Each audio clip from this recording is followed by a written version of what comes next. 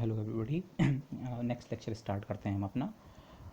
एक और one dimensional case हम ले रहे हैं, एक one dimensional problem, potential well जिसे कहते हैं। लेकिन इनिशियली जो पोटेंशियल वेल हम सॉल्व करेंगे वो इनफाइनाइट डेप्थ का होगा। बाद में हम फाइनाइट पोटेंशियल वेल को भी डील करेंगे वन डायमेंशनल केस में। इस प्रॉब्लम को कई बार स्क्वायर पोटेंशियल वेल या रेक्टेंगुलर पोटेंशियल वेल या पार्टिकल इन अ बॉक्स भी कहा जाता है। ओके, वन डायमेंशनल में अगर आपके पोटेंशियल का नेचर ऐसा है, ओके, कि x लेस देन माइनस ए कोई कांस्टेंट है, पॉजिटिव कांस्टेंट, जब तक कोऑर्डिनेट माइनस ए से कम है तो पोटेंशियल की वैल्यू इन्फिनिटी है, और फिर माइनस ए से ए तक पोटेंशियल की वैल्यू ज़ीरो, और अगेन x ग्रेटर देन ए लोकेशन पे पोटेंशियल की वैल्यू इन्फिनिटी। ये आपका वन डायमेंशनल सिस्टम है, ये आपकी x एक्सिस है। माइनस ए से इस तरफ को माइनस इन्फिनिटी तक पोटेंशियल सब जगह इन्फिनिटी है।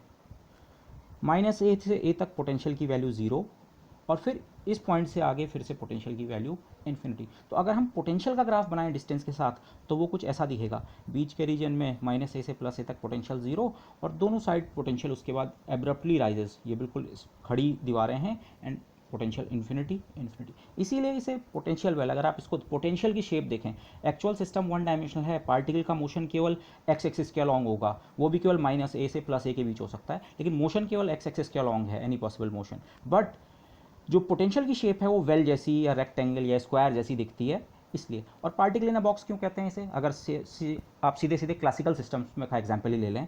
माना आपके पास एक बॉल है जो परफेक्टली रिजिड रिफ्लेक्टिंग वॉल्स हैं माइनस ए और प्लस ए, और उसके बीच में मोशन कर रही है, फ्रिक्शन वगैरह कुछ नहीं है, तो क्या होगा? बॉल एक डायरेक्शन में मूव करेगी कांस्टेंट वेलोसिटी से, दीवार से टकराएगी, परफेक्टली रिजिड वॉल है वो उसे रिफ्लेक्ट बैक कर देगी, फिर वो इस वॉल पे आएगा, यहाँ टकराएगा। तो जो पार्टिकल का मोशन है, और क्वांटम में भी यही होगा, हम देखेंगे कि पार्टिकल यहाँ उसके जो पाए जाने की प्रोबेबिलिटी है, प्रोबेबिलिटी डेंसिटी, वो इसी रीजन में फाइनाइट होगी, और इस रीजन से बाहर प्रोबेबिलिटी डेंसिटी हमारी जीरो होगी। तो बॉक्स में आपने उसे कन्फाइन कर दिया, वन डायमेंशनल बॉक्स है ये। ओके, अब okay, so this is a one dimensional box. अच्छा, तो अब इसे सॉल्व कैसे करेंगे? हाँ, मैं यहाँ पे जो अपना वेल ले रहा हूँ, मैं उसके एजेस को माइनस ए और प्लस ए पे डिफाइन कर रहा हूँ। अलग अलग बुक्स में आपको अलग अलग ट्रीटमेंट मिल सकता है, इसको ज़ीरो, इसको ए या 2a, तो करस्पॉन्डिंगली आपके जो बीच के रिजल्ट्स हैं उन पे फ़र्क पड़ेगा, इंटरप्रिटेशन पे कोई फ़र्क नहीं पड़ेगा। बट इस फॉर्म में कुछ चीज़ें बहुत ट्रांसपेरेंट नज़र आती हैं, इसलिए मैं deliberately left edge of the well जिसे मैं कहूँगा वो माइनस ए पे ले रहा हूँ, और right edge of the well is at x equal to plus a. तो मेरे वेल की जो टोटल विड्थ है, इसे हम वेल की विड्थ कहते हैं, वो एल, कैपिटल एल 2a के बराबर है। वेल की हाइट जो है वो इस समय इन्फिनिटी है। जब हम फाइनाइट वेल पे जाएंगे तो ये हाइट कुछ फाइनाइट हो जाएगी, यहाँ पोटेंशियल जीरो और यहाँ कोई वैल्यू होगी, सम कांस्टेंट वैल्यू। लेकिन इस समय जो वेल की हाइट है, इसीलिए मैंने इनको डिसकंटिन्यूड वॉल्स दिखाया है, ये walls up to infinity rise कर रही हैं, सो दिस, तो इसीलिए इनफाइनाइट पोटेंशियल वेल। मैंने ऐसा क्यों लिया है इसको, अपने कोऑर्डिनेट्स को, कि माइनस ए पे ये एज और प्लस ए पे। आप x equal to zero line के अबाउट अगर देखें, ये पोटेंशियल सिमेट्रिक है, इवन है। तो अगर हमने एक रिजल्ट डिस्कस कर रखा है वन डायमेंशनल सिस्टम्स में, अगर वी एक्स इवन होता है तो जो वेव फंक्शन होते हैं, सॉल्यूशंस होते हैं, वो या तो इवन पैरिटी के होते हैं या ऑड पैरिटी के। ओके, बशर्ते आपके पास सिस्टम में डिजनरेसी ना हो। ओके, बट और वो हम यहाँ इस सिस्टम में ऑब्जर्व करेंगे, सो इसीलिए मैंने ये लिया है। ओके, तो अब श्रोडिंगर इक्वेशन सॉल्व कैसे करते हैं किसी भी सिस्टम के लिए? बेसिकली आपको सिस्टम का पोटेंशियल दे रखा है, आप उसे श्रोडिंगर इक्वेशन में प्लग कीजिए, रखिए, उसे सब्स्टिट्यूट कीजिए, और किसी तरह से सॉल्व कीजिए इक्वेशन को। अब यहाँ फिर से आप देखिए, बेसिकली ये बहुत टफ प्रॉब्लम नहीं है मैथमेटिकली। क्यों? क्योंकि जो आपका पोटेंशियल है वो कंटिन्यूस इन सेक्शंस है। इस रीजन में पोटेंशियल पूरा कांस्टेंट है, इन्फिनिटी है पर कांस्टेंट है, फिर इस रीजन में पोटेंशियल जीरो के बराबर है, अगेन कांस्टेंट, और फिर इस रीजन में पोटेंशियल फिर से कांस्टेंट है, जीरो। और कांस्टेंट पोटेंशियल रीजन में हम डिस्कस कर चुके हैं, जो सॉल्यूशंस होते हैं वो ई टू द पावर आइटा के एक्स फॉर्म के होते हैं, साइन या कॉस या ई टू द पावर आइटा के एक्स फॉर्म के होते हैं, क्योंकि कांस्टेंट पोटेंशियल रीजन में Schrödinger's one dimensional equation harmonic oscillator equation की तरह बन जाती है। ओके, के जो नॉर्मली एक्स का फंक्शन होता है, इस एक्सप्रेशन से श्रोडिंगर इक्वेशन वन डायमेंशन में हम ऐसे लिखते हैं कि v अगर कांस्टेंट है तो k की x डिपेंडेंस खत्म हो गई, तो ये टर्म कांस्टेंट हो गया, तो हार्मोनिक ऑसिलेटर इक्वेशन। लेकिन मैं पूरे रीजन के लिए एक ही इक्वेशन नहीं लिख सकता हूँ, क्योंकि v की वैल्यू अलग अलग रीजन्स में अलग अलग कांस्टेंट है। तो यहाँ पे हमारी स्ट्रैटेजी जो होती है इस तरह के केसेस में, कि पोटेंशियल अलग अलग रीजन्स में कांस्टेंट हो, आप अलग अलग रीजन के लिए अलग अलग श्रोडिंगर इक्वेशन लिखिए, उनको सॉल्व कीजिए, और बाद में बाउंड्री कंडीशन से उन सॉल्यूशंस को मैच कीजिए। So we will see this in the coming lecture. Okay, तो अब एक दूसरा रिजल्ट यहाँ पे ये है कि जिस रीजन में पोटेंशियल इन्फिनिटी होता है, वहाँ वेव फंक्शन वैनिश हो जाता है, वहाँ वेव फंक्शन की वैल्यू जीरो होती है। इसका अभी मैं ज़्यादा जस्टिफिकेशन नहीं दूंगा, जब हम फाइनाइट वेल डील करेंगे वहाँ पे आप देखेंगे कि फाइनाइट वेल के केस में हमें कुछ इस प्रकार के वेव फंक्शंस मिलते हैं, ये जिन्हें मैं फर्स्ट और थर्ड रीजन कहूँगा, जहाँ अभी पोटेंशियल इन्फिनिटी है। उस समय वहाँ पोटेंशियल इन्फिनिटी नहीं होगा, लेकिन उस समय वहाँ सॉल्यूशंस कुछ इस प्रकार के मिलेंगे। ये एक्सपोनेंशियल्स हैं, लेकिन इमेजिनरी नहीं है, रियल हैं, और ये डिके कर रहे होंगे। और इनफाइनाइट केस में फिर हम वहाँ से निकाल सकते हैं कंक्लूजन कि अगर हमारा पोटेंशियल इन्फिनिटी की ओर जाता है तो ये डिके ज़्यादा ज़्यादा ज़्यादा रैपिड होता है, और इनफाइनाइट लिमिट में तो ये पूरी तरह जीरो ही हो जाता है। सो ये मैं वहाँ पे जस्टिफाई करूँगा। फॉर द टाइम बिंग आप इसे सीधे एक कंक्लूजन ले लीजिए कि whenever the potential is infinity in any region the wave function vanishes there. Okay, तो अब फर्स्ट और थर्ड रीजन में, फर्स्ट रीजन माइनस इन्फिनिटी से माइनस ए तक है, okay, second region minus A से प्लस ए तक, थर्ड रीजन ए से लेकर इन्फिनिटी तक। फर्स्ट और थर्ड रीजन में पोटेंशियल इन्फिनिटी है, तो without even writing the Schrodinger equation मैं वहाँ के वेव फंक्शन के सॉल्यूशंस, जिनको मैं साई फर्स्ट और साई थर्ड लिख रहा हूँ, फर्स्ट रीजन में वेव फंक्शन, थर्ड रीजन में जीरो। और मिड का जो रीजन है, सेकंड रीजन जिसे हम कह रहे हैं, वहाँ का वेव फंक्शन इस इक्वेशन को सॉल्व करके निकलेगा। और इस इक्वेशन में भी इस समय जो है के स्क्वायर है, मिड रीजन में के वी की वैल्यू जीरो है, तो सिंपली के जिसे हम कह रहे हैं वो positive square root of 2m/h का square, substitute v equal to zero. ये तो ये फर्स्ट रीजन का सॉल्यूशन ये रहा, सेकंड का ये रहा, थर्ड के लिए इसे सॉल्व करो जहाँ के इतना है। So this is what you have to do. तो अब मैंने तीनों सॉल्यूशंस फिर से यहाँ लिखे हैं। फर्स्ट रीजन का सॉल्यूशन जीरो, थर्ड रीजन का सॉल्यूशन जीरो, और सेकंड रीजन की जो इक्वेशन है हार्मोनिक ऑसिलेटर इक्वेशन, तो उसके सॉल्यूशंस या तो इमेजिनरी एक्सपोनेंशियल्स या साइन एंड कॉस। तो इस समय मैं साइन और कोसाइन फंक्शंस को यूज़ कर रहा हूँ। तो solution in the second region is a sin kx plus b cos kx। तो ये हमारे तीन रीजन का सॉल्यूशन कंस्ट्रक्ट हो चुका है। ये जो सॉल्यूशन है, इनफैक्ट यहाँ इन दोनों रीजन में तो ये सॉल्यूशन ट्रिवियल है, जीरो है। जो इंटरेस्टिंग सॉल्यूशन है वो केवल बीच के पार्ट में है। इंटरेस्टिंग में क्यों कह रहा हूँ, क्योंकि से आपने इस सिस्टम में एक पार्टिकल रखा हुआ है, पार्टिकल इन अ बॉक्स, एक सिंगल पार्टिकल आपने ट्रैप कर रखा है माइनस ए से प्लस ए के बीच। तो पार्टिकल के पाए जाने की प्रोबेबिलिटी वहीं तो नॉन जीरो होगी जहाँ वेव फंक्शन नॉन जीरो होगा। तो इसलिए इंटरेस्टिंग पार्ट यही है। ओके, अच्छा, लेकिन अभी इसमें कुछ चीज़ें देखिए। ये ए और बी दो अननोन कॉन्स्टेंट्स हैं, हमें ये पता करने हैं, और ग्रेजुअली जैसे जैसे हम आगे बढ़ेंगे ये इन दोनों को हम फिक्स कर पाएंगे। सेकंड चीज़, हमने यहाँ पे जनरल आर्गूमेंट में कहा पोटेंशियल तो हमारा सिमेट्रिक है, इवन है, तो वेव फंक्शन या तो इवन होना चाहिए या ऑड। लेकिन ये जो आप साई टू देख रहे हैं ये ना इवन है ना ऑड है। साई वन और साई थ्री तो जीरो हैं, दोनों एक दूसरे की मिरर इमेज पहले ही हैं। लेकिन ये वाला wave function x equal to zero के अबाउट ना सिमेट्रिक है ना एंटी सिमेट्रिक। इसका ये वाला पार्ट अपने आप में सिमेट्रिक है, इसका ये वाला पार्ट अपने आप में एंटी सिमेट्रिक है, लेकिन ये जो कॉम्बिनेशन है दोनों को ऐड कर रखा है ये ना सिमेट्रिक है ना एंटी सिमेट्रिक। सो इन चीज़ों का ध्यान रखते हुए आगे बढ़ते हैं। तो आगे कैसे बढ़ेंगे, मैंने आपको पहले भी कहा था, अभी तक हमने केवल मैथमेटिकल एक्सरसाइज की है, श्रोडिंगर इक्वेशन लिखी, सॉल्व किया। सॉल्व करना इस केस में बहुत आसान था, लेकिन कुल मिला के हमारे पास सॉल्यूशन आ गया। लेकिन श्रोडिंगर इक्वेशन जो आप मैथमेटिकली सॉल्व करके लाए, उसके हर एक सॉल्यूशन को हम wave function, physically acceptable wave function नहीं मान सकते हैं। Physical acceptability of wave function के लिए उसे बाउंड्री कंडीशंस को सेटिस्फाई करना पड़ता है। That is what I have represented over here. Solutions को आप बाउंड्री कंडीशंस के थ्रू पास कीजिए इन अ सेंस, और तब जो निकल के आए, तब जो बच के आ सकें, वही फिजिकली एक्सेप्टेबल वेव फंक्शंस होंगे। अब बाउंड्री कंडीशन जो हम यहाँ पे यूज़ करेंगे, नॉर्मलाइजेशन वगैरह तो हो जाएगा, वो नहीं है। बाउंड्री कंडीशन जो नॉर्मली हम यूज़ करते हैं, एक वेव फंक्शन की कंटिन्यूटी और एक वेव फंक्शन के फर्स्ट डेरिवेटिव की कंटिन्यूटी। इसका ग्राफिकल मीनिंग आप समझने की कोशिश कीजिए। माना एक रीजन में वेव फंक्शन ये है, ये बाउंड्री है दो रीजन्स के बीच की, और दूसरे रीजन का वेव फंक्शन इतना है। ये इस केस का एग्जाम्पल नहीं है ये फिगर, क्योंकि हाँ इस केस में तो वेव फंक्शन केवल एक ही रीजन में नॉन जीरो है, बाकी जगह जीरो है। बट से एक रीजन में वेव फंक्शन ऐसा है, दूसरे रीजन में ऐसा है, आपने दो रीजन के सॉल्यूशन निकाले, लेकिन इस पॉइंट पे आके ये वेव फंक्शन डिसकंटिन्यूस हो रहा है। ऐसा नहीं हो सकता है। आपका दूसरे रीजन का वेव फंक्शन इसी पॉइंट से शुरू होना जरूरी है, इसी पॉइंट से कंटिन्यूस का ये मतलब है जितनी वैल्यू इस वाले वेव फंक्शन की बाउंड्री पे जाके हो रही है, उतनी ही वैल्यू इस रीजन के वेव फंक्शन की इस बाउंड्री पे होगी। ओके, और केवल वेव फंक्शन नहीं।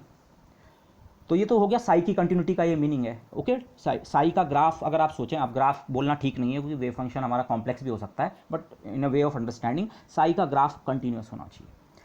लेकिन साथ साथ एक कंडीशन और आती है, साई का फर्स्ट डेरिवेटिव भी, साई डैश भी कंटिन्यूस होना चाहिए। इसका मीनिंग क्या है, माना आपने साई फर्स्ट रीजन में ये है और ये बाउंड्री है और ये सेकंड रीजन में, ये मैच तो कर रहे हैं, बाउंड्री पे आपने वेव फंक्शन को कंटिन्यूस तो बना दिया, कहीं भी ये ग्राफ टूट नहीं रहा है।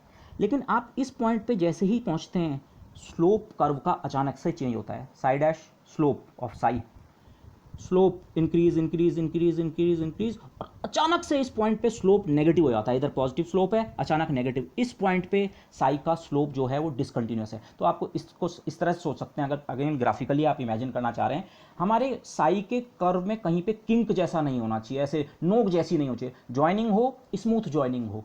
ओके, सो ये, लेकिन मैंने आपको ये पहले बताया था, अगर पोटेंशियल में इनफाइनाइट डिसकंटिन्यूटी होती है, जैसे कि इस केस में है, जब आप इस एज को क्रॉस करते हैं, एक तरफ से दूसरी तरफ आते हैं, या इस एज को क्रॉस करते हैं, तो पोटेंशियल में जो इन्फिनिटी है, जो डिसकंटिन्यूटी है, वो इनफाइनाइट ऑर्डर की है। तो जब इनफाइनाइट ऑर्डर की डिसकंटिन्यूटी होती है, तो उस समय हम इस कंडीशन की डिमांड नहीं करते हैं कि साई का डेरिवेटिव भी कंटिन्यूस होना चाहिए। उस समय केवल एकमात्र जो कंडीशन आप अप्लाई कर सकते हैं, बाउंड्री कंडीशन जो सर्वाइव करती है, वो है the Sai must be continuous. और इस केस में अगर आप ग्राफिकली समझें साई कंटिन्यूस का क्या मतलब होगा, माना आप फर्स्ट और सेकंड के बीच की बाउंड्री की बात करें, फर्स्ट रीजन का वेव फंक्शन जीरो है, ये जीरो है।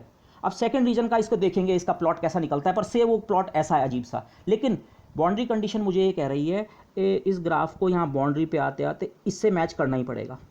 ये है बाउंड्री कंडीशन का graphical meaning. But loud let's try to do it mathematically. Boundary condition apply करते हैं, केवल मुझे वेव फंक्शन की कंटिन्यूटी अप्लाई करनी है। तो हमारे पास दो जगह पे बाउंड्री है, x इक्वल टू माइनस ए और x इक्वल टू प्लस ए पे। तो मैं दोनों बाउंड्रीज पे कंडीशन अप्लाई करता हूँ। Left boundary x equal to minus a पे साई वन की वैल्यू जो है x equal to minus a पे, वो साई टू की वैल्यू के बराबर होना चाहिए at x equal to minus ए।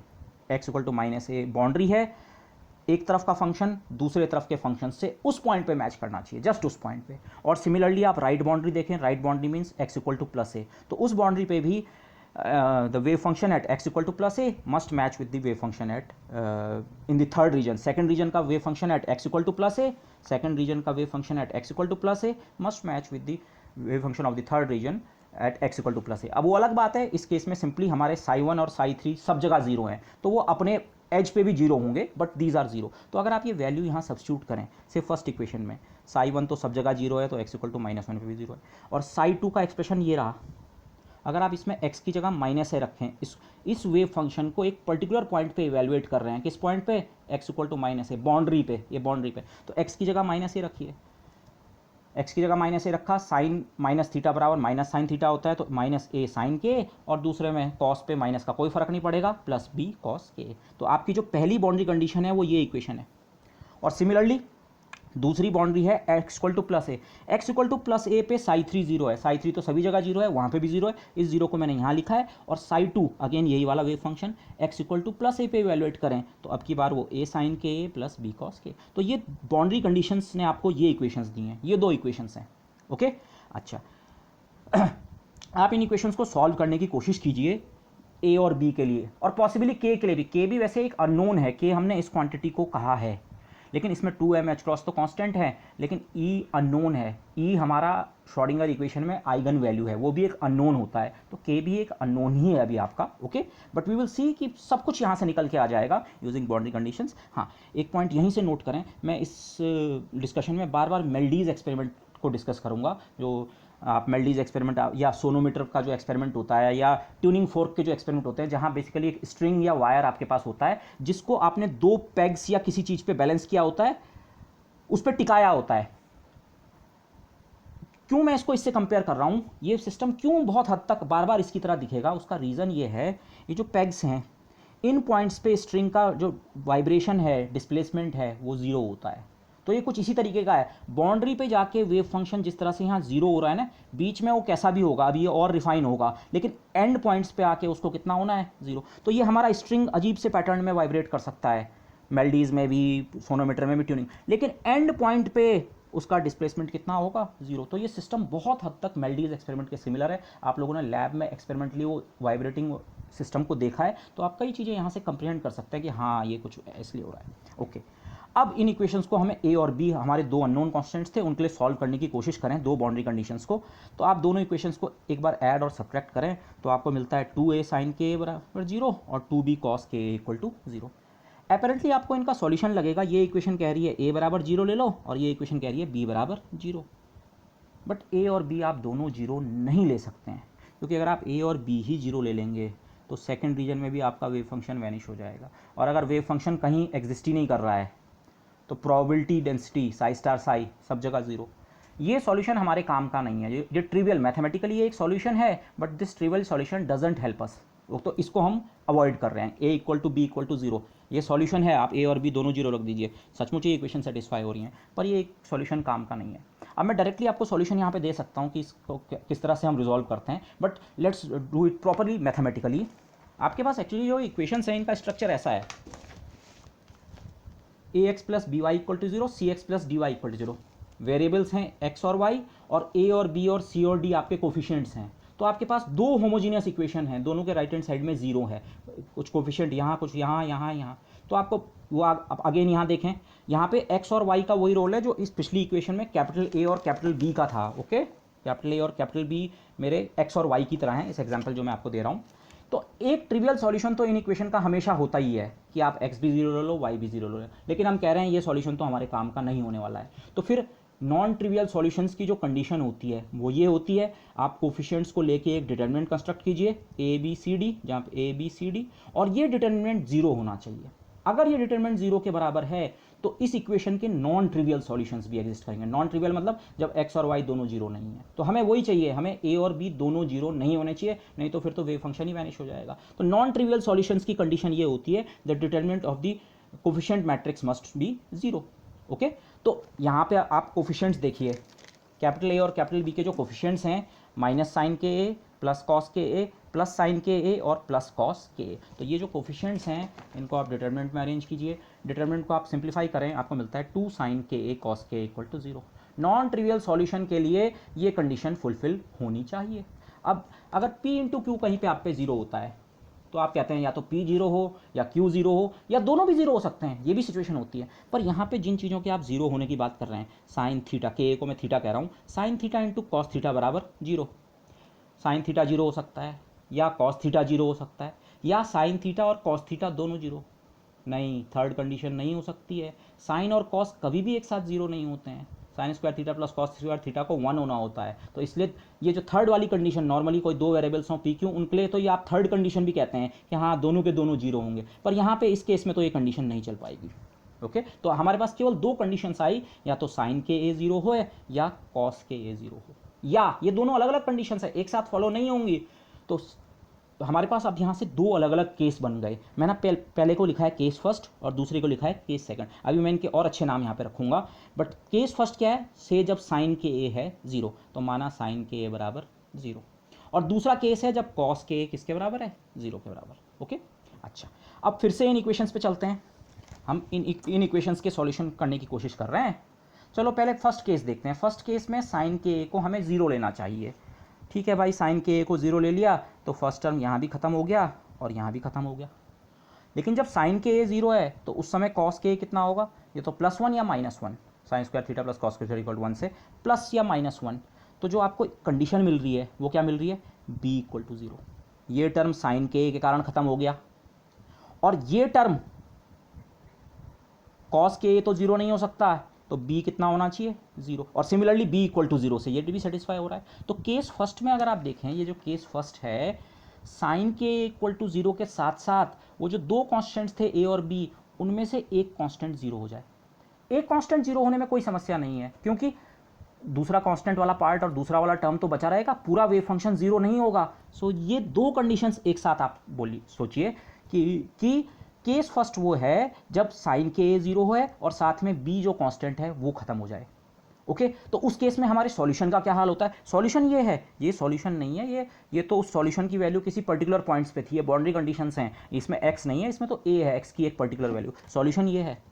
तो अगर इस सॉल्यूशन पे लौटें, इस केस फर्स्ट में साइन के ए तो हो जाएगा जीरो, वो हम ध्यान में रखेंगे, लेकिन मुझे साथ साथ b कांस्टेंट को कितना लेना है, जीरो। तो अगर मैं b को जीरो कर देता हूँ तो सॉल्यूशन में ये पार्ट ही खत्म हो जाता है। तो सॉल्यूशन केवल कितना बचता है, सम कांस्टेंट जिसका नाम a है, साइन के एक्स, सम कांस्टेंट साइन के एक्स।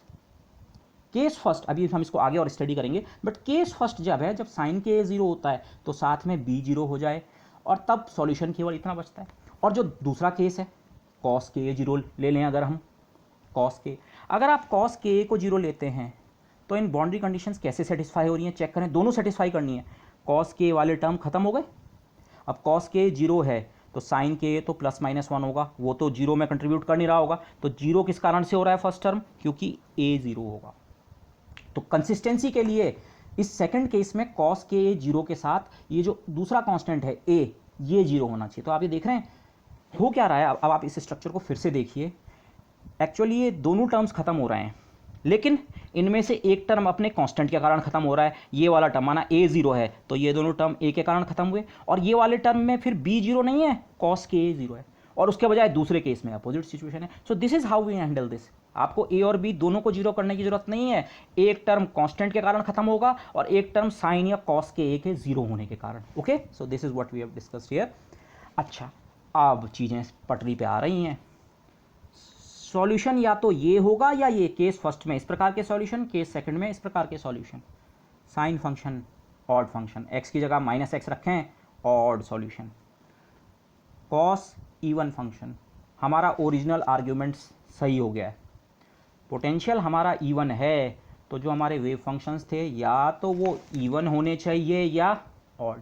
तो इनफैक्ट ये जो दो केसेस हैं इनको हम कहते ही इवन सॉल्यूशंस और ऑड सॉल्यूशंस हैं। ये इस केस में जो सॉल्यूशन सर्वाइव कर रहा है कॉस, कॉस होता है इवन फंक्शंस, तो ये हैं हमारे इवन सॉल्यूशंस, और इस केस में सॉल्यूशन साइन बच रहा है, these are our odd solutions. तो इनफैक्ट मैं यहाँ पे नीचे मैंने कर रखा है, बट यहाँ पे मैंने ये चीज़ अभी छोड़ रखी थी, इस सॉल्यूशन के साथ मैं ओ लिखूंगा, this is not zero, this is O, O for odd. Second region में जो सॉल्यूशन है, ऑड वाले सॉल्यूशंस इस प्रकार के हैं, सम कांस्टेंट इनटू साइन के एक्स, और जो इवन वाले सॉल्यूशंस हैं मैं उसको यहाँ ई से, साई सेकंड रीजन का इवन, बी कॉस के एक्स। ओके, तो अब देखिए, अब हमारे पास केवल एक ही कांस्टेंट बचा। आप ये ना सोचे दो कांस्टेंट है, कांस्टेंट का नाम कुछ भी हो सकता है, या तो सॉल्यूशन ये होगा या ये, तो सॉल्यूशन में केवल एक कांस्टेंट है। ओके, अच्छा, पैरिटी की भी हमारी बात हो गई, ठीक है, ये पैरिटी वाले आर्ग्यूमेंट को भी रेस्पेक्ट कर रहे हैं, this is even, this is odd. लेकिन अब आप देखिए द इंपॉर्टेंट पॉइंट, ये सॉल्यूशन तब बनते हैं जब साइन के कितना होगा, जीरो। इन सॉल्यूशंस के साथ ये कंडीशन जरूरी है, साइन के मस्ट बी जीरो। साइन के जीरो होने का क्या मतलब है, restrictions on allowed value of के। साइन थीटा कब कब जीरो होता है, या तो थीटा जो कि के ए है, या तो वो जीरो हो, या प्लस माइनस पाई हो, या प्लस माइनस 2 पाई, या प्लस माइनस 3 पाई, साइन इन्हीं वैल्यूज पे तो जीरो होता है। तो इन जनरल मतलब के ए थीटा कितना होना चाहिए, plus minus n pi. Okay, where n is इधर इक्वल टू जीरो या 1 या 2 या 3 या 4। तो इसी चीज़ का मेरा मतलब है restrictions on allowed values of के। अभी तक यहाँ तक कहीं रिस्ट्रिक्शन नहीं थी इस सॉल्यूशन में, जब आपने लिखा तो कहीं नहीं, लेकिन जब हमने बाउंड्री कंडीशंस अप्लाई की तो उन्होंने ऑटोमेटिकली हमें यहाँ ले आए। तो मैं अभी इस केस का एनालिसिस कर रहा हूँ, वो हमें बता रहा है भाई के ऐसा होना चाहिए कि जब उसको ए से मल्टीप्लाई करें तो या तो आपको जीरो मिले, या प्लस माइनस पाई मिले, या प्लस माइनस 2 पाई, या प्लस माइनस 3 पाई। तो के की वैल्यू का क्वांटाइजेशन हो चुका है।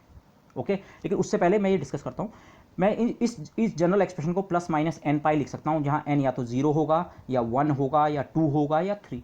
ओके, ये एन जो है इन्हीं को हम क्वांटम नंबर्स कहते हैं। ये क्वांटम नंबर है जिसकी वैल्यू या तो 1 होगी, या 2 होगी, या 3 इंटीग्रल वैल्यू होगी, उसके अलावा ये एन कोई और वैल्यू नहीं ले सकता है।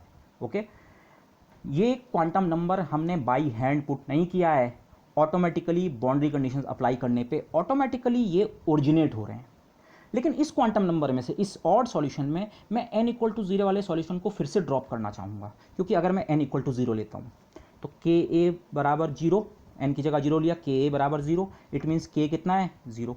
और के अगर जीरो हो गया, यहाँ आप फिर सॉल्यूशन में के की जगह जीरो रखिए, तो वेव फंक्शन फिर से वैनिश हो जाएगा। हमें वैनिशिंग वेव फंक्शन नहीं चाहिए, वो इंटरेस्ट का नहीं है, हो ही नहीं सकता इस केस में। अगर आपके पास सिस्टम में एक पार्टिकल है तो आपका वेव फंक्शन सब जगह वैनिश नहीं हो सकता है, इसलिए मैंने इसको लिख के क्रॉस कर दिया था। जीरो वाला केस मैथमेटिकली अलाउड है, लेकिन फिर ये हम इसे क्रॉस कर दे रहे हैं। तो अब आपको इस केस में जो के की अलाउड वैल्यूज़ हैं वो क्या हो सकती हैं, एन पाई, लेकिन n की वैल्यू कहाँ से स्टार्ट होगी, 1 2 3 4 5 से। ओके, इस इक्वेशन में मैं a को ट्रांसफर करके इस तरफ लाऊं और ऊपर नीचे 2 से मल्टीप्लाई करूं, तो k की जो अलाउड वैल्यूज़ हैं, अभी आप n और o को भूल जाइए, k की अलाउड वैल्यूज़ जो हैं वो इस प्रकार की हैं। 2 से मैंने मल्टीप्लाई और डिवाइड क्यों किया है वो अभी यहाँ क्लियर हो जाएगा, बट इस एक्सप्रेशन को या तो plus minus 2n pi by 2a, again n आप ध्यान रखें, n 1 या 2 या 3 या 4 इस प्रकार का है। n मैंने क्यों अटैच किया इसके साथ, k की वैल्यू इस n क्वांटम नंबर पे डिपेंड करेगी। तो कौन से वाले k की आप बात कर रहे हैं, k1 वाले की, k7 वाले की, उसको डिस्टिंक्ट करने के लिए। और oh again for odd. Odd case का जो के है nth वाला वो इतना होता है। अच्छा, सिमिलरली इवन केस की कंडीशन को स्टडी करें, इवन केस की कंडीशन को स्टडी करें, कॉस के होना चाहिए 0, ये कंडीशन थी, कॉस के होना चाहिए 0, कॉस के 0, कि कॉस थीटा कब 0 होता है, प्लस माइनस पाई बाई 2 पे, प्लस माइनस 3 पाई बाई 2 पे, प्लस माइनस 5 पाई बाई 2, मतलब पाई बाई 2 के साथ एक ऑड नंबर मल्टीप्लाइड हो, 1 या 3 या 5, तो के ए किस फॉर्म का है, प्लस या माइनस सम ऑड नंबर, और जनरल ऑड नंबर को आप लिख सकते हैं 2m + 1 टाइम्स पाई बाई 2, जहाँ m की वैल्यू 0 1 2 3 4, m की जगह 0 रखेंगे ये 1 बनेगा, 1 रखेंगे 3 बनेगा, 2 रखेंगे 5 बनेगा, एंड सो ऑन। तो ये सारे एक्सप्रेशंस को मैं इस फॉर्म में कंबाइन कर सकता हूँ। यहाँ पे m की 0 वैल्यू भी अलाउड है, प्लीज़ चेक, m = 0 रख के भी ये 0 नहीं बन रहा है, 1 टाइम्स पाई बाई 2 बन रहा है। ओके, तो k की अलाउड वैल्यूज़ इस वाले केस के, इवन केस के अलाउड वैल्यूज़ क्या हैं, वो इस m इंटीजर की वैल्यू पे डिपेंड करेंगी। m क्वांटम नंबर, m की अलाउड वैल्यू 0 1 2 सारी हो सकती हैं, तो k की m वैल्यू के करस्पॉन्डिंग जो इवन वाला k वैल्यूज़ हैं वो किस फॉर्म की हैं, प्लस माइनस 2m + 1 पाई, और इस a को आप यहाँ ले आएँ। यहाँ मैंने 2 का फैक्टर ऊपर नीचे इसीलिए मल्टीप्लाई किया था, यहाँ हमारे पास ये फैक्टर पाई/2 है, तो ये भी पाई/2 है, एक ही फॉर्म में दोनों आ जाएंगे, ये हमें आगे हेल्प करेगा। सो this is the quantization of के की वैल्यू पाई/2a कांस्टेंट है, 2 भी कांस्टेंट है, आप n को अलग अलग वैल्यू दें, n को वैल्यू 1 दी, माना उस पूरे कांस्टेंट का नाम c है, तो k की वैल्यू या तो 1c हो सकती है, या 2 टाइम्स c हो सकती है, या 3 टाइम्स c, या 4 times c। The values of k are quantize. Similarly यहाँ भी आप m को इंटीग्रल वैल्यू देते रहें 0 1 2, तो जो k की अलाउड वैल्यूज़ हैं वो अलग अलग है, कंटिन्यूस नहीं है। इसको फ्री पार्टिकल से कंपेयर कीजिए, फ्री पार्टिकल में k की वैल्यूज़ पे कोई रिस्ट्रिक्शन नहीं थी, यहाँ k रिस्ट्रिक्ट हो गया है, क्वांटाइज हो चुका है। तो क्यों हुआ है क्वांटाइज, मैं पिछले लेक्चर में भी मेंशन किया था, क्वांटाइजेशन का रीज़न आप हमेशा देखेंगे lies in the boundary conditions. तो जब बाउंड्री कंडीशंस अप्लाई की, वो लाए कि के की अलाउड वैल्यू है। क्यों ऐसा है, इसको आप थोड़ा ग्राफिकली आपको इंटरप्रेट करना आना चाहिए। से इवन वाले सॉल्यूशंस इस प्रकार के हैं, कॉस टाइप के सॉल्यूशंस हैं, लेकिन कॉस वाला भी हर एक सॉल्यूशन आपका काम नहीं करेगा। कॉस वाला भी वो वाला सॉल्यूशन आपका काम करेगा जो बाउंड्री पे जाते जाते, क्योंकि बाउंड्री पे एक्स की वैल्यू ए हो जाती है, प्लस या माइनस ए से फ़र्क नहीं पड़ता है कॉस में, बाउंड्री पे जाते जाते के ऐसा होना चाहिए कि वो ए से मल्टीप्लाई करके जब उसका कॉस लें वो ठीक कितने के बराबर हो जाए, 0। बाउंड्री पे वेव फंक्शन को यहाँ वैनिश होना था, क्योंकि फर्स्ट और थर्ड रीजन के वेव फंक्शन 0 थे, तो कोई आर्बिट्री वाला के नहीं चल सकता है, केवल वो के चलेगा जो इस कंडीशन को सेटिस्फाई करे। सो ये बाउंड्री कंडीशन ने आपको क्वांटाइजेशन दिया। मैं अगेन आपको मेल्डीज एक्सपेरिमेंट का उदाहरण दूंगा, उसको आप इससे कंपेयर कर सकते हैं। ओके, और यहाँ आप ये भी ध्यान रखें, के का क्वांटाइजेशन चाहे इवन केस चाहे ऑड केस, अभी हम दोनों को दो अलग अलग केस की तरह पढ़ रहे हैं, बाद में मैं इन्हें कंबाइन कर दूंगा, बट ये रहे हमारे के की अलाउड वैल्यूज़, या तो यहाँ से मिलेंगी या यहाँ से के की वैल्यूज़, और के की वैल्यू डायरेक्टली रिलेटेड होती है एनर्जी वैल्यू से। आप इसे स्क्वायर करें, क्रॉस मल्टीप्लाई करें, तो ई बनेगा k² h²/2m। अगर के की क्वांटाइजेशन है, के की वैल्यूज़ जो अलाउड है वो डिस्क्रीट है, तो एनर्जी का भी क्या होगा, क्वांटाइजेशन। एनर्जी आप जिन्हें लेवल्स कहते हैं, एक लेवल और फिर दूसरा लेवल और तीसरा, फ्री पार्टिकल में ऐसा देखने को नहीं मिला था। फ्री पार्टिकल में all possible values of energy were allowed. Okay, अच्छा, अब वेव फंक्शन का भी कंप्लीट आंसर लिखते हैं। वेव फंक्शन के कंप्लीट आंसर का मतलब क्या है, अब हमें इस केस में पता है, ऑड केस में पता है के की वैल्यूज इस फॉर्म की हैं, तो मेरे जो सॉल्यूशन में ये के आ रहा है इसको भी मैं इस एक्सप्रेशन से रिप्लेस कर देता हूँ। इस एक्सप्रेशन में मैं प्लस माइनस की चिंता नहीं कर रहा हूँ, मैंने केवल लिखा ए साइन और के की जगह 2n π/2a 2n π/2a x। Similarly b वाले सॉल्यूशन में प्लस माइनस की चिंता मैंने क्यों नहीं की, कॉस पे तो प्लस माइनस का फ़र्क पड़ता ही नहीं है, पर बेसिक रीजन उससे फंडामेंटल है, साइन में प्लस माइनस से फ़र्क पड़ता है, बट अभी हमने नॉर्मलाइजेशन कांस्टेंट को डिटरमिन नहीं किया है। और वैसे भी वेव फंक्शन लो या उसका प्लस टाइम्स लो या माइनस टाइम्स लो, फिजिकल एसेंस सबकी सेम होती है। जितनी इन्फॉर्मेशन साई में होती है उतनी माइनस साई में होती है, या उतनी information some constant times psi में होती है। तो जब हम नॉर्मलाइजेशन करेंगे तो वो सारा रिस्टोर हो जाता है। तो इसलिए मैं इस प्लस माइनस को वेव फंक्शन लेवल पे ये इंपॉर्टेंट नहीं है। तो n की वैल्यू के करस्पॉन्डिंग का जो वेव फंक्शन है ऑड वाला n वैल्यू n = 3 के करस्पॉन्डिंग, तो यहाँ n की जगह 3 रख दो, 7 के करस्पॉन्डिंग 7 रख दो, वो वाला। और सिमिलरली इवन वाला जो है वहाँ के की ये वाली वैल्यू यहाँ सब्स्टिट्यूट करो कॉस के एक्सप्रेशन में, तो आपको ये एक्सप्रेशन मिलेगा, सम कांस्टेंट। मैं दोनों कांस्टेंट्स को ए भी लिख सकता हूँ, ये दोनों अलग अलग केस हैं, but let me carry on with a and b. तो आपके जो सॉल्यूशंस हैं, वेव फंक्शंस जो हैं दिस, तो इन अ सेंस जो हमारा बेसिक टास्क था मोर और लेस कंप्लीट हो चुका है। बेसिक टास्क होता है श्रोडिंगर इक्वेशन सॉल्व करना, ओके। बट इस लेक्चर में या इसके के साथ जो नेक्स्ट लेक्चर होगा, मैं उसमें डिटेल में इस सिस्टम की कई और प्रॉपर्टीज़ डिस्क्राइब करूंगा। वो इसलिए क्योंकि जो हम पीछे मशीनरी डेवलप कर रहे थे क्वांटम मैकेनिक्स की, या कई जगह हमने डेवलप नहीं की, मैंने सीधे कुछ रिजल्ट्स कोट किए। उन रिजल्ट्स का मीनिंग क्या होता है, अप्लाई कैसे करते हैं, इस सिंपल इनफ सिस्टम में आप उन्हें बहुत आराम से अप्लाई कर सकते हैं। बाद में सिस्टम्स कॉम्प्लेक्स हो जाते हैं, वेव फंक्शन उनके बड़े कॉम्प्लेक्स हो जाते हैं। यहाँ वेव फंक्शन कैसे हैं, साइन और कॉस। साइन और कॉस का इंटीग्रेशन भी आसान होता है, इनका डिफरेंशिएशन भी आसान होता है, और बाकी प्रॉपर्टीज़ भी आप इनकी जानते हैं, आप इनके ग्राफ्स प्लॉट करना जानते हैं। तो इसलिए इस सिस्टम में उन प्रॉपर्टीज़ को स्टडी करना बढ़िया रहेगा, आसान रहेगा। So that I will do इस लेक्चर के कंटिन्यूएशन में या नेक्स्ट लेक्चर में, ओके। सो ये जो मैंने रेड बॉक्स में मार्क किया है, ये मेरा वेव फंक्शन का आंसर हो गया। अगर आप एग्जाम में लिख रहे हैं, हम बड़ा सी डब्बा बना देते हैं इस पर कि हाँ ये रहे हमारे solutions, okay, these are solutions. अभी इसमें कांस्टेंट अनडिटरमिन्ड है, that we will do, but more or less the solution is done. अच्छा, अब अगर एनर्जी के एक्सप्रेशन पे चलें, एनर्जी का एक्सप्रेशन यहाँ से कितना, k square H cross square by 2m। तो k की वैल्यू ये रही, मैं दोनों केसेस को अलग अलग ही रख रहा हूँ अभी। k की वैल्यू ऑड केस में हमारी इस प्रकार की है, तो k square H cross square by 2m में ये k की वैल्यू उसका square H cross square by 2m, okay. और सिमिलरली इस वाले केस में, इवन वाले केस में k की अलाउड वैल्यूज़ ये हैं, तो उसका स्क्वायर करके H cross square by 2m से मल्टीप्लाई कर दो दिस। लेकिन अब मैं जब ये कैलकुलेशन लिख चुका था इस कागज़ में, मुझे रियलाइज़ हुआ I had made a bad choice of symbols. यहाँ आप m देख रहे हैं, this m and this m। This m is the m quantum number जो यहाँ से आया था, और this m is the mass. But hopefully आप कंफ्यूज नहीं करेंगे, h क्रॉस के साथ जो ये फैक्टर आएगा 2m वाला, ये मास है और ये क्वांटम नंबर है। वैसे भी आगे जाके थोड़ी देर बाद ये क्वांटम नंबर को मैं रिप्लेस कर दूंगा दूसरे सिंबल से, so but I will continue for the time भी। तो ऑड केस के जो nth वाला n के करस्पॉन्डिंग की एनर्जी की वैल्यू है वो ये रही, और E1 की ये रही।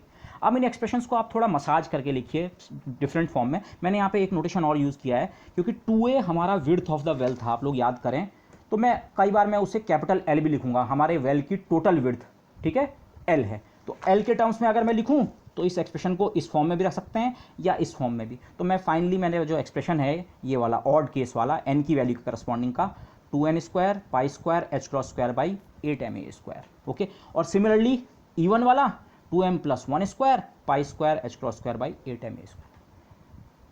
ऑड केस का वेव फंक्शन, ऑड केस का एनर्जी आपने लिख दिया। इस पर भी आपको एक डब्बा बना देना चाहिए एग्जाम में। ये done, solved wave function, energy values. But अभी एनालिसिस हमें करना है, that is more important, okay. जो हम क्वांटम मैकेनिक्स की बेसिक वर्किंग है उसको समझना ज़रूरी है। अच्छा, एक पॉइंट और, अगेन k की जो वैल्यूज़ हैं, ओके, उससे पहले इस एक्सप्रेशन को देख लेते हैं। k की वैल्यूज़ किस प्रकार की हैं, यहाँ से देखें, पाई बाई 2a का मल्टीपल E1 वाला, 2n हमारा even नंबर होता है और 2m प्लस 1 होता है ऑड नंबर। यहाँ से हमें 2 4 6 8 मिल रहा है, वहाँ से 1 3 5। तो आप मिला के दोनों को एक साथ देखें, ऑड इवन थोड़ी देर के लिए भूल जाएं। पाई बाई 2a दोनों में है, तो बेसिकली पाई बाई 2a का या तो 1 टाइम, या फिर उसका 2 टाइम, या 3 टाइम, या 4 टाइम, या 5 टाइम, या 6 टाइम। एक चॉइस मैं यहाँ से उठा रहा हूँ, एक यहाँ से, ऑड वाली यहाँ से। ऑड मतलब सॉल्यूशन तो इवन है लेकिन ये नंबर ऑड है, ओके, उसमें कंफ्यूज ना करें। तो अलाउड वैल्यूज ऑफ k जो हैं, अगर आप मिला के देखें क्वांटाइजेशन के बाद, वो किस प्रकार की हैं, पाई बाई 2a को किसी नंबर से मल्टीप्लाई कर रखा है, या तो 1 से, या 2 से, या 3 से, या 4 से, मिला के यही है, तो उसको मैं ऐसे लिख सकता हूँ। अब k जो है क्वांटिटी, ये होती है wave vector 2 pi by lambda. तो इस एक्सप्रेशन को आप लिख के थोड़ा सिंप्लीफाई करें और 2a को n रखें, वो मैंने यहाँ पे लिखा हुआ है, आप वीडियो में देख सकते हैं, आपको लगातार दिख रहा होगा। आपको मिलेगा कि लैम्डा बाई 2 बराबर बनता है L/n। अगर आप फिर से मेल्डीज एक्सपेरिमेंट को याद करें, मेल्डीज एक्सपेरिमेंट में वहाँ लूप्स जो बनते हैं, एक लूप की लेंथ जो है वो एक्चुअली हाफ वेव लेंथ होती है। ये half wave length lambda by 2 मैंने इसीलिए वो किया है, lambda by 2 is the half wave length. तो ये एक्चुअली लूप है, लूप की लेंथ कितनी होती है, L, total length of the string बटे उसमें कितने लूप्स बने, ओके। सो अगेन मेल्डीज से इसका बहुत स्ट्रॉन्ग रिजेम्बलेंस है, ओके। तो वो चीज़ आप देख सकते हैं, हाँ ये सिस्टम हमारे वो उस वाले सिस्टम की तरह बहुत अच्छे से बिहेव कर रहा है, ओके। अच्छा, अब लेकिन मैं अब मैं दोनों एक्सप्रेशंस को एक्चुअली कंबाइन करने की तरफ जा रहा हूँ। हमने उस कंडीशन के कारण हमें पता लगा एक सॉल्यूशन E1 टाइप के होते हैं, ऑड टाइप एक नहीं बोलना चाहिए, E1 वाले भी बहुत सारे सॉल्यूशंस हैं m की। इनफैक्ट m की इनफाइनाइट वैल्यूज़ दे सकते हैं आप, 0 1 2 अप टू इन्फिनिटी, और यहाँ भी आप इनफाइनाइट वैल्यूज़ दे सकते हैं। तो इनफाइनाइट क्यों है, उस पॉइंट को मैं शायद यहाँ पे मिस कर गया। जो हम यहाँ पे एनर्जी के सॉल्यूशंस चाहेंगे एनर्जी हम चाहेंगे जीरो से तो ऊपर हो और इन्फिनिटी से कम हो। इस तरह की स्टेट्स को हम बाउंड स्टेट्स कहेंगे। बाकी बाउंड स्टेट्स एग्जैक्टली क्या होता है उसको जब हम इसका नेक्स्ट एग्जांपल करेंगे फाइनाइट वेल, वहाँ पे क्लियर होगा। बट अभी आप सिंपली ये समझ लीजिए बाउंड को बहुत सिंपली ये है, पार्टिकल अगर आपका ऐसा है कि वो किसी रीजन में कन्फाइंड है, जैसे इस केस में एक्चुअल जो पार्टिकल है वो केवल -a से +a के बीच ही पाया जा सकता है, क्योंकि फर्स्ट और थर्ड रीजन में वेव फंक्शन जीरो है, तो वहाँ पार्टिकल के पाए जाने की प्रोबेबिलिटी जीरो है। पार्टिकल केवल जब भी पाया जाएगा केवल -a से +a, तो पार्टिकल बाउंड है इस बाउंड्री में। एक्चुअल सिस्टम हमारा वन डायमेंशनल है, पार्टिकल -a से +a के बीच बाउंड है, तो इसलिए इस को हम बाउंड सिस्टम कहते हैं।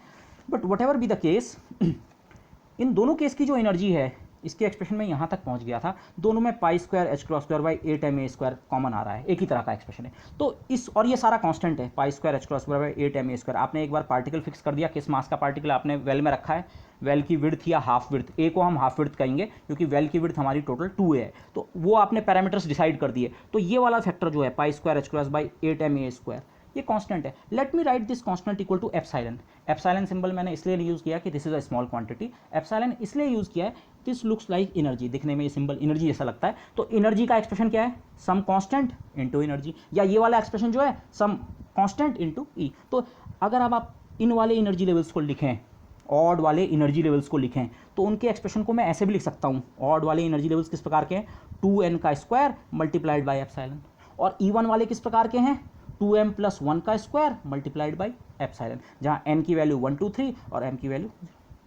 अगर आप n और m को अलग अलग वैल्यू दें तो ये जो नंबर है जिसका स्क्वायर हम कर रहे हैं, या तो 2 बनता है या 4 बनता है, 6 बनता है, 8 इवन नंबर, और ये नंबर बनता है 1 3 5 7।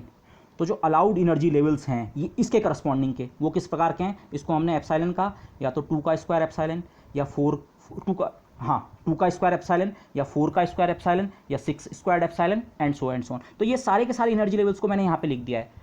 पॉसिबली आप इसे ऑड स्पेक्ट्रम कह सकते हैं, ऑड एनर्जी लेवल्स का सेट ये लिखा हुआ है। और इवन वाले 1 का स्क्वायर टाइम्स एप्सिलॉन, 3 का स्क्वायर टाइम्स एप्सिलॉन, 5 का square times epsilon, and so on. तो जो एनर्जी लेवल्स हैं वो इस प्रकार के हैं। अब जरा इसे और बारीकी से देखें, इन दोनों को जरा एक साथ देखते हैं। दोनों एनर्जी लेवल्स को अगर हम एक साथ देखें, प्लीज़ चेक। हाँ, इस लेवल पे आके आप देख रहे हैं प्लस माइनस ख़त्म हो गया है। वेव फंक्शन में प्लस माइनस का कोई रोल नहीं है। के में प्लस माइनस का रोल था, लेकिन जब हमने एनर्जी का एक्सप्रेशन निकाला, के का स्क्वायर होता है, तो प्लस माइनस नहीं, एनर्जी स्ट्रिक्टली पॉजिटिव है हमारे सिस्टम में, जीरो से ज़्यादा ही हो गई। इनफैक्ट जीरो भी नहीं अटेन करेंगे हम। अगर आप ये पॉसिबल एनर्जी की सारी स्टेट्स देखें, इवन आउट के भेद को भूल जाएं, ये ऑड वाले सॉल्यूशन के करस्पॉन्डिंग है, इवन के करस्पॉन्डिंग, पर पूरे सिस्टम के एनर्जी लेवल्स की बात करते हैं। इस सिस्टम की सबसे कम एनर्जी कितनी हो सकती है, एप्सिलॉन सब में मल्टीप्लाई होकर रहा है, तो एप्सिलॉन को भूल जाइए, सबसे कम एनर्जी है 1² एप्सिलॉन। फिर नेक्स्ट एनर्जी, यहाँ की नेक्स्ट एनर्जी 3² एप्सिलॉन है, पर उससे पहले यहाँ एक 2² एप्सिलॉन, 4 एप्सिलॉन मौजूद है। तो अगर आप इस सिस्टम के एनर्जी लेवल्स को एक के बाद एक कलेक्ट करें नीचे से, सबसे कम एनर्जी वाला जो लेवल है उसकी एनर्जी है 1² एप्सिलॉन, 1 एप्सिलॉन। अगला एनर्जी लेवल ऑड वाले से होता है, अगला एनर्जी लेवल ऑड होता है जिसकी एनर्जी होती है 4 एप्सिलॉन। अगला एनर्जी लेवल फिर यहाँ से होता है इवन से, जिसकी एनर्जी होती है 9e, 3² इज 9e, और अगला एनर्जी लेवल फिर होता है 4² से 16e, और फिर अगला एनर्जी लेवल से। तो आप देख रहे हैं इस सिस्टम के जो लेवल्स हैं, वेव फंक्शंस हैं, ऑल्टरनेटिवली जो एनर्जी लेवल्स हैं उनके वेव फंक्शंस, सबसे लोएस्ट वाला इवन है और उसके बाद odd even odd even odd. Wave function या तो इवन ही होंगे या ऑड होंगे, और वो ऑल्टरनेटली हैं। सबसे नीचे वाला, सबसे जिसे हम ग्राउंड स्टेट कहते हैं, सबसे लोएस्ट एनर्जी का जो वेव फंक्शन है वो तो है इवन वाला, और बाकी फिर नेक्स्ट ऑड, फिर even and odd. So this is discussed in this next point over here. Okay, this is on the screen. मैंने पिछले वाले रिजल्ट्स फिर से इस पेज पे कॉपी किए थे ताकि मैं खुद भी यहाँ पे देख सकूँ। इवन वाले जो वेव फंक्शंस हैं उस इस फॉर्म के हैं। अब मैंने पहले इवन वालों को लिखा है और उनके करस्पॉन्डिंग एनर्जी लेवल ये थे 2m+1² टाइम्स एप्सिलॉन। एप्सिलॉन मैंने π²h² को रखा है। m की अलाउड वैल्यू 0 1 2, तो जो स्पेक्ट्रम था ये वाला 1² या 3² या 5² टाइम्स एप्सिलॉन। सिमिलरली जो ऑड वाले सॉल्यूशंस हैं साइन की फॉर्म में हैं, और उसका जो स्पेक्ट्रम है 2² एप्सिलॉन या 4² एप्सिलॉन या 6²। तो अगर इन एनर्जी लेवल्स को हम उस वेल के अंदर ही प्लॉट करें, यूजुअली कन्वेंशनली इसे इसी तरह से प्लॉट करते हैं, तो आप देखिए सबसे लोएस्ट एनर्जी जो मैंने पीछे कहा 1² टाइम्स एप्सिलॉन, 1 एप्सिलॉन, वो एनर्जी लेवल मैंने ये दिखा रखा है, ये इस तरफ को हमने एनर्जी प्लॉट कर रखी है, पोटेंशियल का प्लॉट भी एनर्जी, पोटेंशियल भी एनर्जी थी, और इस समय हम लेवल्स की एनर्जी प्लॉट कर रहे हैं। ओके, तो जो सबसे लोएस्ट लेवल पॉसिबल है उसकी एनर्जी सिंपली 1/2 या सिंपली ई, और उसके करस्पॉन्डिंग का वेव फंक्शन क्या है, ये एक्सप्रेशन 1 कब बनता है, जब m की जगह कितना रखें 0, और m की जगह अगर आप 0 रखें तो ये एक्सप्रेशन खुद कितना बनता है b cos πx/2a। b constant को अगर मैं छोड़ दूं तो solution basically cos πx/2a। Okay, normalization constant को छोड़ के, तो ये हमारा सबसे ग्राउंड स्टेट है, lowest state, ground state, energy epsilon, और wave function is something like cos πx/2a। अगली एनर्जी ये वाली मैंने पिक कर ली, सबसे लोएस्ट। अगली एनर्जी 9 ही नहीं है, उससे पहले ये वाला आता है, ऑड वाली एक एनर्जी आती है, ऑड वाला लेवल आता है, जिसकी एनर्जी है 2² ई, 4 टाइम्स ई, लगभग इसके 4 गुना हाइट पे। ये 0 है, 0 से एप्सिलॉन इतना ऊपर दिखाया मैंने, तो लगभग इसका 4 गुना ऊपर कौन सा है 4 ई। ये वाला एनर्जी लेवल यहाँ से आया है ऑड से, और उसका वेव फंक्शन जो होगा ये 2² कब बनेगा, जब n की जगह लेंगे 1, n की जगह 1 यहाँ भी लो, तो आपको जो सॉल्यूशन मिलेगा apart from normalisation constant sin 2πx/2a, sin 2πx/2a। And similarly next energy level ये वाला पिक हो गया, E1 वाला, ऑड वाला। अब फिर से E1 वाला की बारी आएगी, ये वाला 3² ई वाला, 3² ई 9 ई, लगभग 9 गुने पे, ग्राउंड स्टेट के 9 टाइम्स हाइट पे, उसका वेव फंक्शन cos 3πx/2a। अगला वाले की energy 16 epsilon, 4² epsilon, sin 4πx/2a। तो आप पैटर्न देख रहे हैं एनर्जी का पैटर्न, 1² ई, 2² ई, 3² ई, 4² ई। वेव फंक्शन का पैटर्न cos sin, और उनका आर्ग्यूमेंट किस प्रकार का है, cos और sin का जो आर्ग्यूमेंट है πx/2a, 2 times πx/2a, 3 times πx/2a, 4 times πx/2a, and so and so. ये लेवल्स खत्म नहीं हो रहे हैं, क्योंकि इस वेल के अंदर आप infinite number of levels fit कर सकते हैं। ये वेल की डेप्थ इन्फिनिटी है, तो एक अगला लेवल भी होगा, वो किस प्रकार का होगा, E1 ऑड, अगला होगा E1, उसकी एनर्जी होगी, ये 4² है, 5² ई, 25 टाइम्स एप्सिलॉन, और वेव फंक्शन क्या होगा cos sin, तो उसका वेव फंक्शन होगा cos, और πx/2a मल्टीप्लाइड होगा 5 से। तो अब आपके पास पूरी इंफॉर्मेशन है apart from the normalisation constant, ये रहा आपका दिस, और आप देख सकते हैं ये सिस्टम नॉन डिजेनरेट है। एक वेव फंक्शन, एक एनर्जी के करस्पॉन्डिंग एक ही वेव फंक्शन है, इस एनर्जी के करस्पॉन्डिंग ये, इसके करस्पॉन्डिंग ये, इसके करस्पॉन्डिंग ये, इसके करस्पॉन्डिंग ये।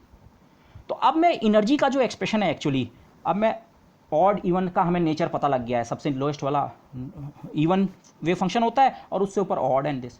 तो अगर आप इस एक्सप्रेशन को देखें, एनर्जी के इन एक्सप्रेशन को, ये 1² ई है, 2² ई, 3² ई, 4² ई, तो एनर्जी के जनरल एक्सप्रेशन को मैं इस फॉर्म में लिख सकता हूँ, एनर्जी किसी लेवल की सीधे सीधे। अब मैंने एक नया क्वांटम नंबर इंट्रोड्यूस किया है, कैपिटल एन, ये पुराने स्मॉल एन और पुराने स्मॉल एम दोनों को अपने अंदर एक साथ समाहित कर लेगा। कैसे, अब मैं किसी लेवल की एनर्जी को लिखूंगा, लेवल को मैं सीधे कैपिटल एन से डिनोट करूंगा, उस लेवल का नंबर से, और n² टाइम्स एप्सिलॉन हमारी एनर्जी है। n की वैल्यू 1 भी हो सकती है, 2 भी हो सकती है, 3 भी हो सकती है, 4 भी। n बराबर 1 होगा लोएस्ट लेवल, n बराबर 2 पे ये लेवल। n की वैल्यू मैं यहाँ पे लिखता हूँ, ये n बराबर कैपिटल N के 1 के बराबर है, कैपिटल N 2 के बराबर है, कैपिटल N 3 के बराबर है, कैपिटल N 4 के बराबर है, एंड सो ऑन। सीधे सीधे एनर्जी इस कैपिटल N के स्क्वायर का टाइम्स एप्सिलॉन। ओके, सीधे सीधे ये n² टाइम्स एप्सिलॉन, और एप्सिलॉन एक्चुअली मैंने एक शॉर्ट हैंड इंट्रोड्यूस किया था दिस। तो बाउंड स्टेट्स हैं, infinite number of bound states हैं, और बाउंड स्टेट्स की एनर्जी का एक्सप्रेशन हमारे पास ये है। ओके, यहाँ पे कुछ पॉइंट्स हमारे पास आते हैं, यहीं पे वेरी इंपॉर्टेंट पॉइंट, क्यों यहाँ पे सिस्टम की मिनिमम एनर्जी एप्सिलॉन बनी, 0 क्यों नहीं बनी।